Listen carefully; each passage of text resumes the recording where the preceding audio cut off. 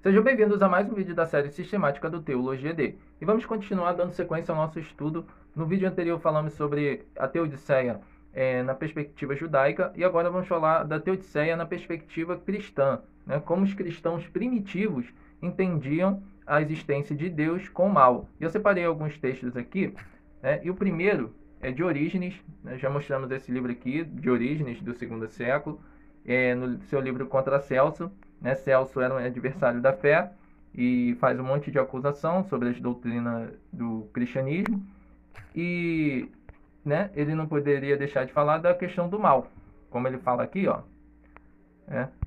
Quer mostrar? Se estas obras são de Deus, como podia ele criar o mal? Aqui é o Celso falando. Aí Orígenes responde, ó.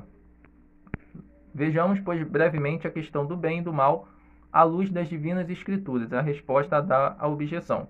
Como Deus podia criar o mal, né? Aqui ele falando. Como é incapaz de persuadir, de repreender. Segundo as divinas escrituras, o bem, em sentido próprio, consiste nas virtudes e nas ações virtuosas, e o mal, em sentido próprio, em suas contrárias. Aqui, né, ele dá um exemplo muito simples, que o bem é obedecer a Deus, né, é fazer a vontade de Deus e fazer as coisas justas, e o mal é o contrário disso. Mas ele ainda, né, continua falando, e olha o que ele diz aqui, né, sobre a questão do mal, né, da questão de Deus criar o mal, né, de que seria o mal. Aí ele fala, ó, portanto, tomando o termo em sentido próprio, Deus não criou o mal. É uma consequência de suas obras originais em pequena quantidade comparado com a ordem do universo. Um pouco como as aparas em espiral e a serragem da madeira resultam do trabalho original do marceneiro, e como os escombros, os detritos caídos das pedras da poeira junto às casas parecem trabalho dos construtores. Então, né, ele respondendo aqui como podia ele criar o mal, ou então formulou objeção por causa de uma explicação simplista, né? E o Orígenes, né, ele debate aqui dizendo que Deus não criou o mal. Ainda que tem um texto, né, que fala que Deus criou o mal, ele vai explicando que o mal, no entendimento de Orígenes, ele seria o acabamento da criação, né? Seria, como ele fala aqui, né? Seria como alguém fazendo a serragem, tipo um carpinteiro, ele faz, né, cortando e vai cair o resto das madeiras no chão, né? Então esse resto do término da criação seria ele entendendo como mal. Interessante, né? E não só ele, Irineu, já né, falamos dele também aqui, Irineu de Lyon, que é do terceiro século, ele também fala dessa questão do mal. No seu livro Contra as Heresias, né, ele falando sobre várias heresias, e ele fala sobre essa questão do mal. Vou mostrar aqui para vocês.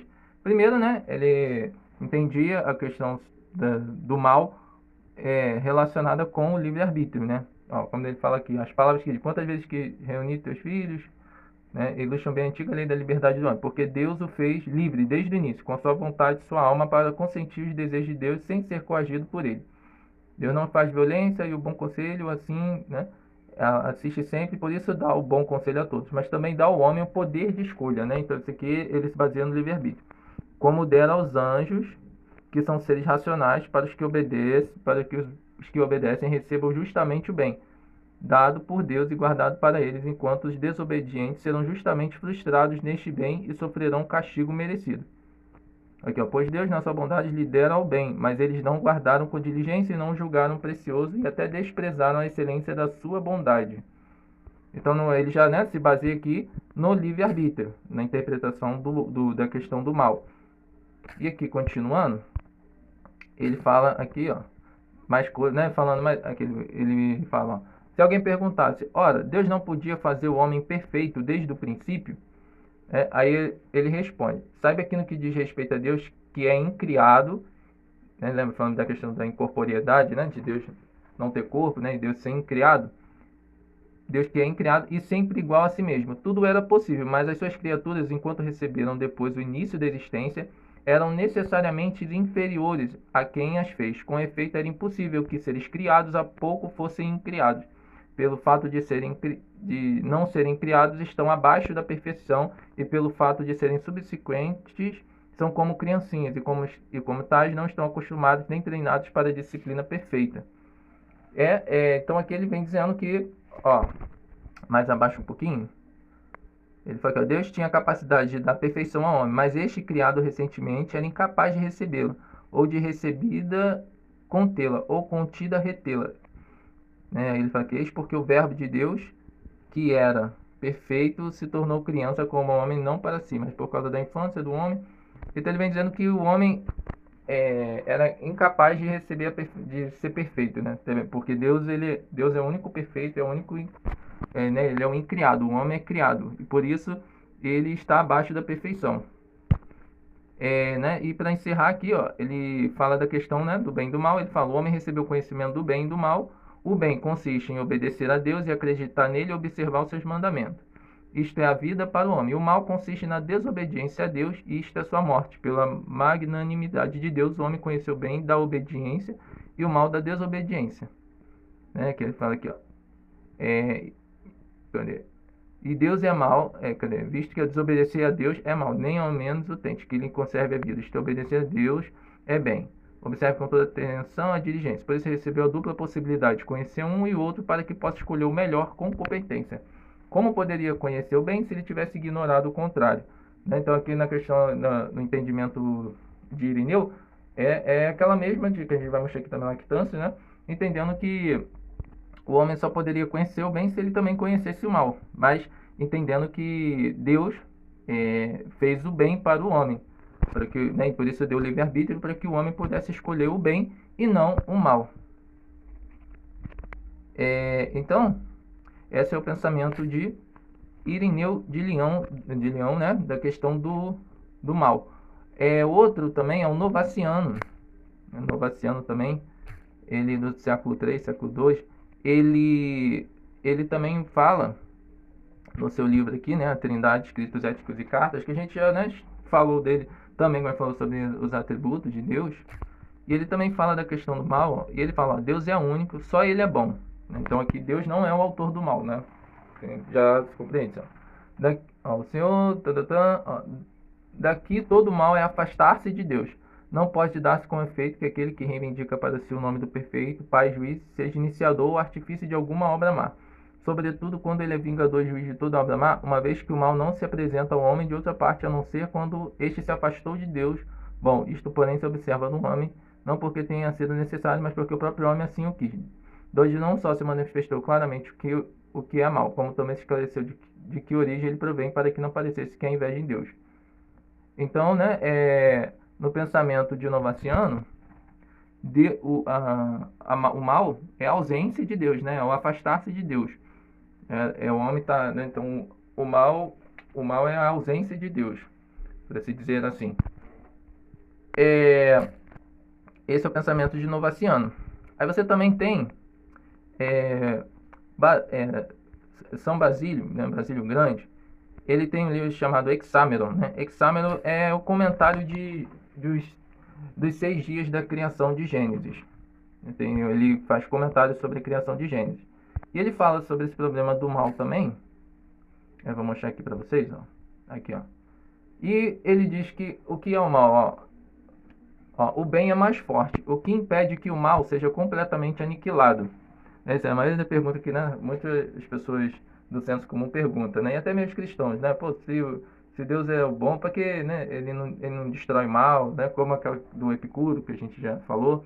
Mas se for esse o caso, né, o Basílio Grande explicando, cuja própria expressão é ímpia, pergunta-me como é que eles próprios não ficam horrorizados ao pensar que imaginaram blasfêmias tão abomináveis. Ó.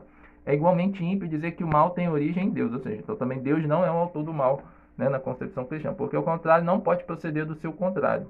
A vida não gera morte, a escuridão não é a origem da luz, a doença não é criadora da saúde. Nas mudanças das condições, as transições de uma condição para outra, mas na gênese de cada ser procede do seu semelhante e não do seu contrário.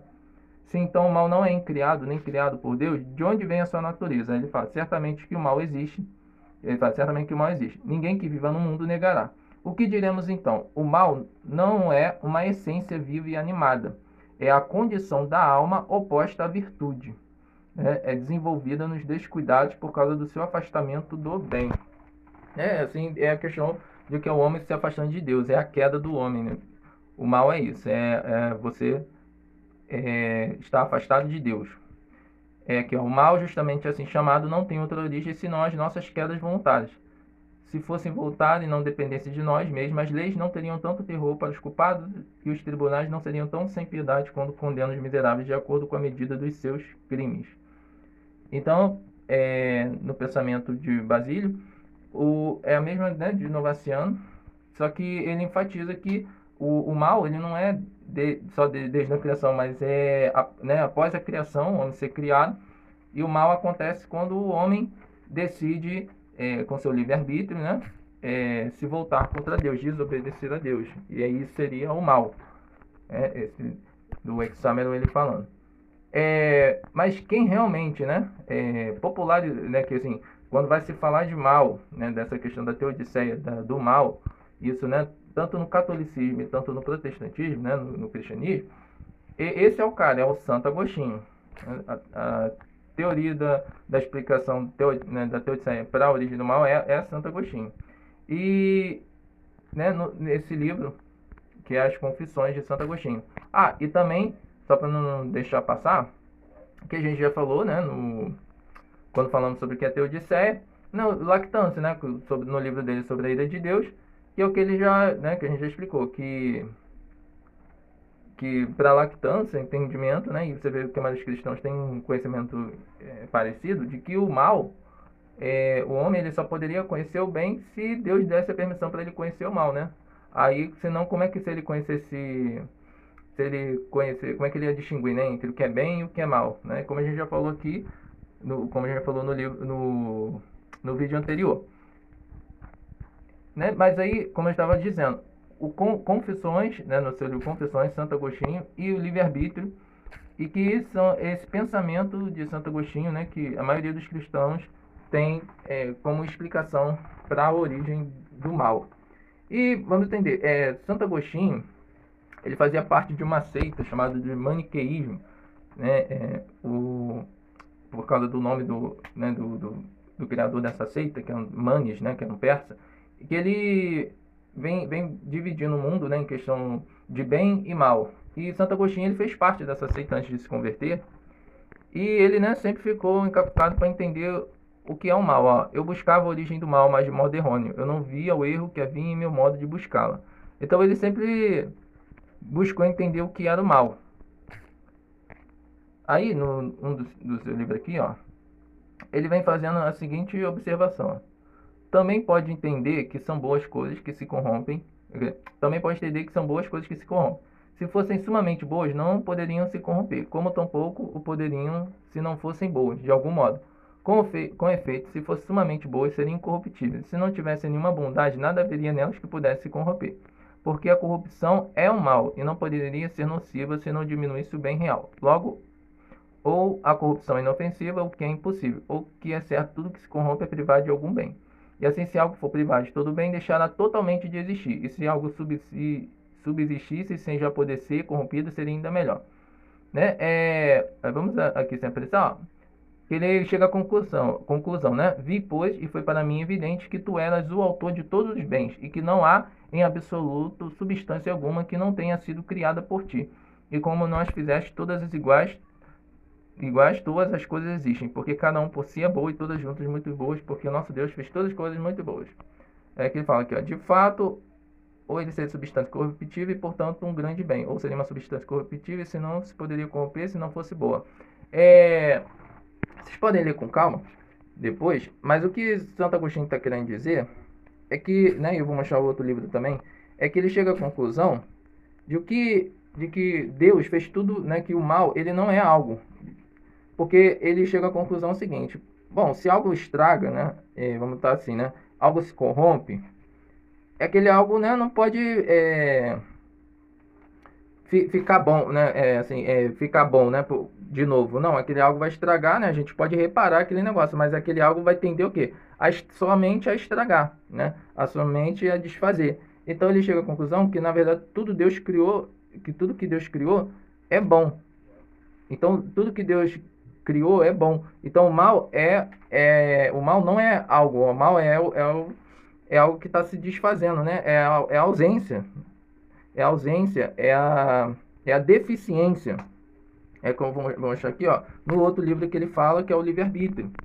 Ó, no Santo Agostinho, né? Ele fala no seu livro Livre-Arbítrio. Aqui, ó. Ele fala: toda natureza que pode tornar-se menos boa, todavia boa. De fato, ou bem a corrupção não lhe é nociva, nesse caso ela é incorruptível, ou bem a corrupção atinge, então ela é corruptível. Venha perder sua perfeição e torna-se menos boa. Ó, caso a corrupção a privar totalmente todo bem, o que dela restará não poderá mais se corromper, não tendo mais bem algum.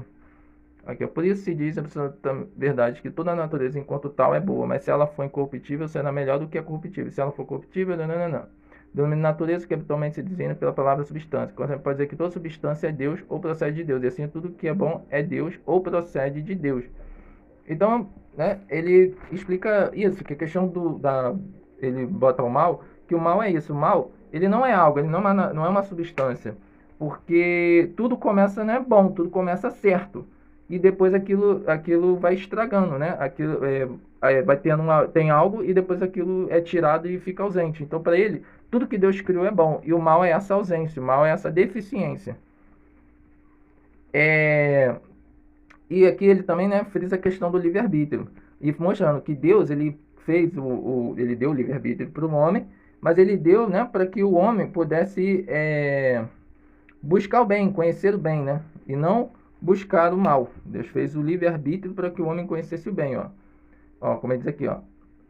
Ó, realmente, se essa questão por ti proposta, está claramente resolvida, pois se é verdade que o homem em si seja certo bem, que não poderia agir bem a não ser querendo.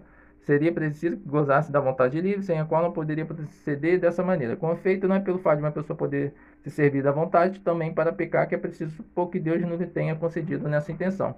Há, pois, uma razão suficiente para ter sido dada, já que sem ela o homem não poderia viver retamente. Ora, que ela tenha sido concedida para esse fim, pode-se compreender logo pela única consideração que se alguém se servir dela para pecar, recairão sobre ele os castigos da parte de Deus. Ora, seria isso injustiça, se a vontade de Deus, né? Aqui, ó. Assim como Deus castiga o pecador, eles são estas já eu, aqui, ó. E isto é para agir com retidão. Por outro lado, se o homem carecesse de livre-arbítrio da vontade, como poderia existir esse bem, que consiste em manifestar a justiça, condenando os pecados e premiando as boas ações, visto que a conduta desse homem não seria pecado nem boa ação, caso não fosse voluntário. Igualmente, o castigo como recompensa seria injusto, se o homem não fosse dotado de vontade livre. Ora, que é preciso que a justiça estiver presente com dano, para que está pela recompensa, porque aí está dos bens cuja fonte é Deus. Conclusão: é necessário que Deus desse ao homem vontade livre, né? Que já que o livre já foi nos dado para fazer o bem, como se voltaria para o mal. Então, a conclusão aqui de Santo Agostinho é isso, é que Deus nos deu livre-arbítrio, então a gente, né? Mas esse livre-arbítrio não era para a gente agir mal, né? Fazer o mal, não. Era para o entendimento dele, o mal é para a gente distinguir do bem, né?